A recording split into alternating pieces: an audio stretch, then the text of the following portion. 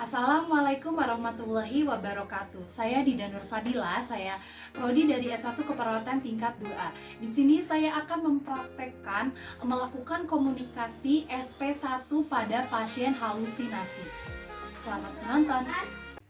Selamat pagi Mbak. Selamat pagi. Mbak, perkenalkan, nama saya perawat Dida Nur Fadila. Sebelumnya ini dengan Mbak siapa? Ica, Mbak Ica. Mbak Ica, bagaimana kabarnya sekarang Mbak? baik-baik saja. Oh iya, bagaimana perasaan Mbak Ica sekarang? Saya merasa cemas dan tidak bisa tidur. Tidur pun tidak nyenyak.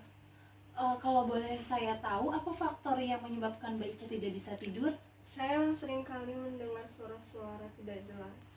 Oh, kalau begitu, apakah Mbak Ica mengizinkan saya untuk kita berbincang-bincang tentang hal suara yang tidak jelas yang sering Mbak Ica dengar? Iya, boleh. Kalau enaknya, kita ngobrol di mana ya Mbak? Di sini saja. Baik. Baik Ica, apakah Ica mendengar suara-suara itu tanpa wujud? Iya, Kak, Ica mendengarnya.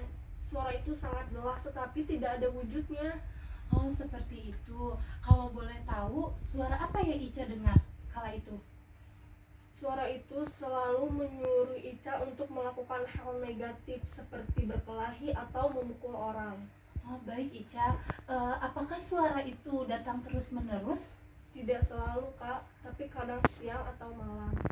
Baik Ica. Kalau boleh tahu, kapan paling sering suara itu terdengar oleh Ica? Siang dan malam. Berapa kali itu Ica? Tidak menentu, Kak. Oh, dalam keadaan apa suara itu terdengar oleh Ica? Ketika Ica sendiri. Oh, ketika Ica sendiri ya.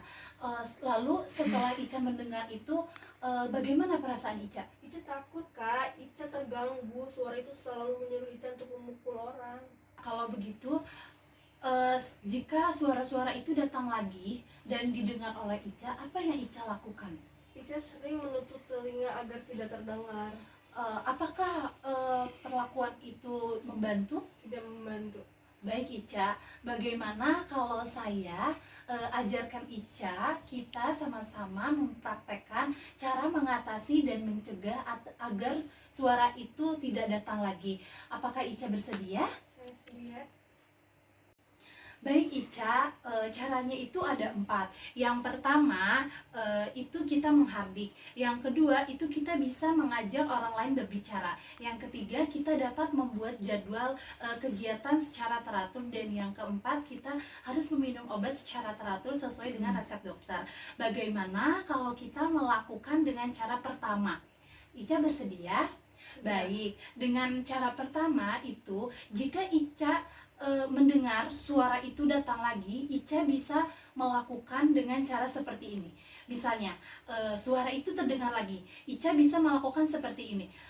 Sambil tutup telinga Ica berbicara, pergi, saya tidak mau mendengar suara kamu palsu. Seperti itu ya Ica. Bisa Ica lakukan? Bisa. Ayo kita belajar ya Ica ya, kita praktekkan.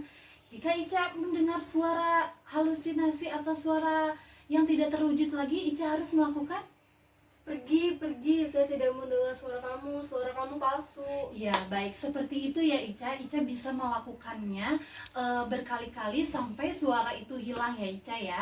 Jangan lupa dipraktekkan ya Ica ya.